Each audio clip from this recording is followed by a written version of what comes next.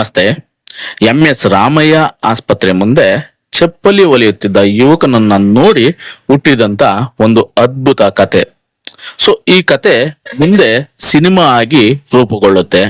ಯಾವ್ದಾ cinema, ಏನದರ story ಅಂತ ನೋಡೋಕ್ಕೂ ಮುಂಚೆ ಯಾರೆಲ್ಲ ನನ್ನ ಚಾನಲ್ನ ಸಬ್ಸ್ಕ್ರೈಬ್ ಮಾಡ್ಕೊಂಡಿಲ್ವೋ ದಯಮಾಡಿ ಸಬ್ಸ್ಕ್ರೈಬ್ ಮಾಡ್ಕೊಳ್ಳಿ. ಹಾಗೆ ಬೆಲ್ ಬಟನ್ ನ ಕ್ಲಿಕ್ ಮಾಡಿ, ಲೈಕ್ ಶೇರ್ ಕಮೆಂಟ್ ಕೊಟ್ಬಿಡಿ. ನಿಮ್ಮ ಸಪೋರ್ಟ್ ನನಗೆ ಸದಾ ಇರ್ಲಿ ಅಂತ ಕೇಳ್ಕೊಳ್ತಾ ಚಿತ್ರ ಯಾವುದು, ಅದರ ಕಥೆ ಏನು ಅಂತ ನೋಡ್ತಾ ಹೋಗೋಣ ಸ್ನೇಹಿತರೆ.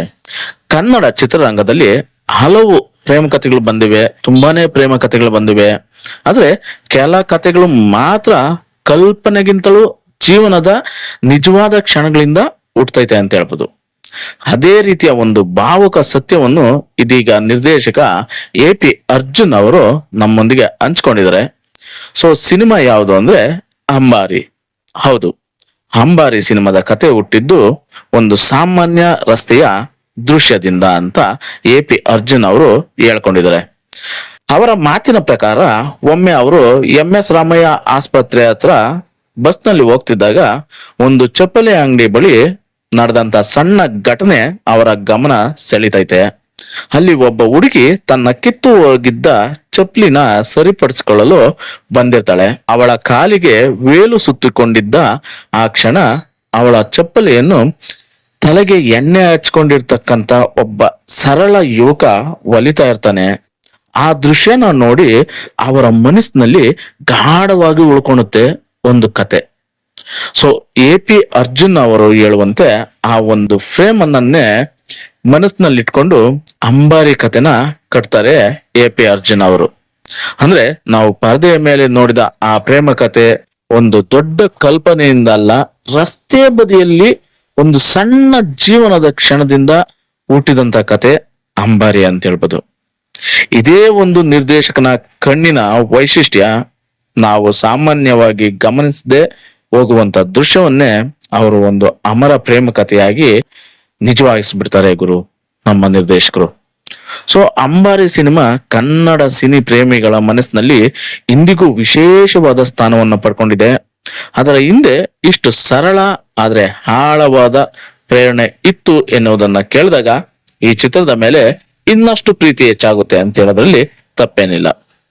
ಒಂದು ಸಾಮಾನ್ಯ ದೃಶ್ಯ, ಒಂದು ಚಪ್ಪಲಿ ಅಂಗಡಿ, ಒಬ್ಬ ಹುಡುಗಿ, ಒಬ್ಬ ಚಪ್ಪಲಿ ಹೊಲಿಯುವ ಹುಡುಗ, ಅದೇ ಮುಂದೆ ಹೋಗಿ ಕನ್ನಡದ ನೆನಪಿನಲ್ಲಿ ಉಳಿಯುವಂತ ಒಂದು ಪ್ರೇಮ ಕಥೆಯಾಗಿ ರೂಪುಗೊಂಡು ನಿಲ್ಲುತ್ತೆ ಅಂದ್ರೆ ಅದ್ಭುತ ಅಲ್ವಾ? ಇದಕ್ಕೆ ಹೇಳೋದು, ಕಥೆಗಳು ಎಲ್ಲಿಂದ ಬೇಕಾದ್ರೂ ಹುಟ್ಟಬಹುದು, ಯಾವಾಗ ಬೇಕಾದ್ರೂ ಹುಟ್ಟಬಹುದು. ಅಂಬಾರಿ ಕತೆ ಹುಟ್ಟಿದ್ದು ರಿಯಲ್ ಸೀನ್ ಇದು. ಚಪ್ಪಲಿ ಹೊಲಿಯುತ್ತಿದ್ದ ಯುವಕನಿಂದ ಹುಟ್ಟಿದ ಅಂಬಾರಿ, AP ಅರ್ಜುನ್ ಹೇಳಿದ ಅಂಬಾರಿ ಇಂದಿನ ನಿಜ ಕತೆ MS ರಾಮಯ್ಯ ಆಸ್ಪತ್ರೆ ಮುಂದೆ ಹುಟ್ಟಿದಂತ ಅಂಬಾರಿ ಕತೆ ಅಂತ ಹೇಳ್ಬೋದು. ಅಂಬಾರಿ ಸಿನಿಮಾನ ನೀವೆಲ್ಲ ನೋಡೇ ಇರ್ತೀರಿ ಗುರು. ಸಿನಿಮಾ ಒಂದು ಅದ್ಭುತವಾದ ಸಿನಿಮಾ. ಹಾಗೆ ಈ ಅಂಬಾರಿ ಸಿನಿಮಾವು 2009ರಲ್ಲಿ ಬಿಡುಗಡೆಯಾಗುತ್ತೆ. ಈ ಚಿತ್ರದಲ್ಲಿ ಯೋಗೀಶ್ ಮತ್ತು ಸುಪ್ರೀತಾ ಪ್ರಮುಖ ಪಾತ್ರಗಳಲ್ಲಿ ನಟಿಸ್ತಾರೆ. ಪೆಟ್ರೋಲ್ ಪ್ರಸನ್ನ, ರಂಗಾಯಣ ರಘು, ಸಂದೀಪ್, ದಿನೇಶ್ ಮಂಗಳೂರು, ಕಿಶೋರಿ ಬಳ್ಳಾಳ್, ಇನ್ನು ಸಾಕಷ್ಟು ಕಲಾವಿದರು ಈ ಸಿನಿಮಾದಲ್ಲಿ ನಟಿಸ್ತಾರೆ. ಈ ಸಿನಿಮಾದ ಕಥಾವಸ್ತುನ ನಾವು ನೋಡೋದಾದ್ರೆ, ಧನಂಜಯ್ ಒಬ್ಬ ಚಮ್ಮಾರ, ತನ್ನ ಕುಡುಕ ತಂದೆಯೊಂದಿಗೆ ಸರಳ ಜೀವನ ನಡೆಸ್ತಾ ಇರ್ತಾನೆ. ಸರಸ್ವತಿ ಅಲಿಯಾಸ್ ಸರೋ ಒಬ್ಬ ಶ್ರೀಮಂತ ಹುಡುಗಿ. ಅವಳು ಧನಂಜಯನನ್ನು ಭೇಟಿಯಾಗಿ ಅವನ ದಯಾಳುತನಕ್ಕೆ ಮಾರು ಹೋಗ್ತಾಳೆ. ಧನಂಜಯ್ ಮತ್ತು ಸರು ತಾಜ್ ಮಹಲ್ಗೆ ಸೈಕಲ್ ನಲ್ಲಿ ಪ್ರಯಾಣ ಬೆಳೆಸ್ತಾರೆ. ಅಲ್ಲಿ ಅವರು ಗಣಿ ಎಂಬ ದರೋಡೆಕೋರ್ನಿಂದ ಹಿಡಿಯಲ್ಪಡ್ತಾರೆ. ಸ್ಥಾನಮಾನದ ಸಮಸ್ಯೆಗಳಿಂದಾಗಿ ಸರೋನ ತಂದೆಯಿಂದ ಧನಂಜಯನನ್ನು ಮುಗಿಸಲು ಒಪ್ಪಂದವನ್ನು ಪಡಿತಾನೆ. ಗಣಿ ಧನಂಜಯನನ್ನು ಜಗಳದಲ್ಲಿ ಗಾಯಗೊಳಿಸಿದ್ದಕ್ಕಾಗಿ ಅವನ ಮೇಲೆ ಸೇಡು ತೀರಿಸಿಕೊಳ್ಳಲು ಬಯಸ್ತಾನೆ. ಗಣಿಯಿಂದ ಜಗಳದಲ್ಲಿ ಇರುತಕ್ಕೊಳಗಾದ್ರೂ ಧನಂಜಯ್ ಕೊನೆಗೆ ಸರೋನನ್ನ ತನ್ನ ಹುಟ್ಟು ಹಬ್ಬದಂದು ತಾಜ್ ಮಹಲ್ಗೆ ಭೇಟಿ ನೀಡಲು ಕರೆತರುತ್ತಾನೆ. ಅವನು ಗಾಯಗಳಿಂದ ಸಾಯ್ತಾಳೆ, ಆದ್ರೆ ಸರೋ ತುಂಬಾ ದುಃಖಿತಳಾಗಿರ್ತಾಳೆ. ಸೊ ಸಿನಿಮಾ ಓವರ್ ಆಲ್ ಹೇಳ್ಬೇಕಂದ್ರೆ ತುಂಬಾ ಅದ್ಭುತವಾದ ಸಿನಿಮಾ.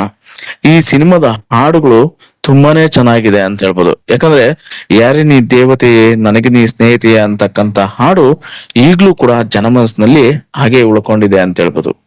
ಈ ಸಿನಿಮಾದಲ್ಲಿ A.P. ಅರ್ಜುನ್, ಜಯಂತ್ ಕಾಯ್ಕಿಣಿ ಹಾಗೆ ನಾಗೇಂದ್ರ ಪ್ರಸಾದ್ ಅವರು ಗೀತೆನ ರಚನೆಗಳು ಮಾಡಿದ್ದಾರೆ ಈ ಸಿನಿಮಾದ ಹಾಡುಗಳನ್ನ. ಸಿನಿಮಾದ ಹಾಡುಗಳು ಮತ್ತೆ ಸ್ಟೋರಿ ಎಲ್ಲಾನು ತುಂಬಾನೇ ಅದ್ಭುತವಾದ ಸ್ಟೋರಿ ಅಂತ ಹೇಳ್ಬೋದು. ಓವರ್ ಆಲ್ ಅಂಬಾರಿ ಸಿನಿಮಾ ನಾನ್ ನೋಡಿದಾಗ 2009ರಲ್ಲಿ ನನಗೆ ತುಂಬಾನೇ ಇಷ್ಟ ಆಯ್ತು. ಆ ಟೈಮಲ್ಲಿ ಯೋಗೇಶ್ ಮತ್ತು ಸುಪ್ರೀತಾ ಅವರ ಜೋಡಿ ತುಂಬಾನೇ ಅಚ್ಚುಮೆಚ್ಚು ಅನಿಸ್ತು. ಕಾಲೇಜ್ ಡೇಸ್ಗಳಲ್ಲಿ ಆ ಸಿನಿಮಾ ಎಲ್ರಿಗೂ ತುಂಬಾನೇ ಇಷ್ಟ ಆಗಿತ್ತು. ಸೊ ನಾನ್ ಕೂಡ ಈ ಸಿನಿಮಾ ನೋಡಿದಾಗ ನನಗೂ ಎಲ್ಲೋ ಒಂದ್ ಕಡೆ ತುಂಬಾನೇ ಇಷ್ಟ ಆಯ್ತು. ಯಾಕಂದ್ರೆ ಆ ತರ ಲವ್ ಸ್ಟೋರಿ ಇರ್ತಕ್ಕಂಥ ಸಿನಿಮಾ, ತುಂಬಾನೇ ಅದ್ಭುತವಾಗಿರ್ತಕ್ಕಂಥ ಸಿನಿಮಾ. ನನ್ನ ಕಾಲೇಜ್ ಡೇಸ್ಗಳಲ್ಲಿ ಈ ಸಿನಿಮಾ ತುಂಬಾ ಫೇವ್ರೇಟ್ ಅಂತ ನನ್ಗನ್ಸಿತ್ತು. ಸೊ ಒಂದೊಂದ್ ಸೀನ್ ಕೂಡ ತುಂಬಾನೇ ಚೆನ್ನಾಗಿದೆ. ಸೊ ಯಾರೆಲ್ಲ ನೋಡಿಲ್ಲ ಅಂದ್ರೆ ಖಂಡಿತ ಒಂದ್ಸರಿ ನೋಡಿ. ಸಿನಿಮಾ ಸಿಗುತ್ತೆ ನಿಮ್ಗೆ ನೋಡೋದಕ್ಕೆ ಈಸಿಯಾಗಿ ಎಲ್ಲಾ ಕಡೆ. ಹಾಗಾಗಿ ಸಿನಿಮಾ ಒಂದ್ಸರಿ ನೋಡಿ, ಸಿನಿಮಾ ಹೇಗಿದೆ ಅಂತ ಕಮೆಂಟ್ಸ್ ಅಲ್ಲಿ ತಿಳಿಸಿ. ಹಾಗೆ ದಯಮಾಡಿ ನೆನ್ಪಿಟ್ಕೊಳ್ಳಿ, ನನ್ನ ಚಾನಲ್ನ ಯಾರು ಸಬ್ಸ್ಕ್ರೈಬ್ ಮಾಡ್ಕೊಂಡಿಲ್ವೋ, ಸಬ್ಸ್ಕ್ರೈಬ್ ಮಾಡ್ಕೊಳ್ದೆ ತುಂಬಾ ಜನ ನೋಡ್ತಾ ಇದ್ರ. ಹಾಗಾಗಿ ದಯಮಾಡಿ ಸಬ್ಸ್ಕ್ರೈಬ್ ಮಾಡ್ಕೊಂಡು ನೋಡಿ.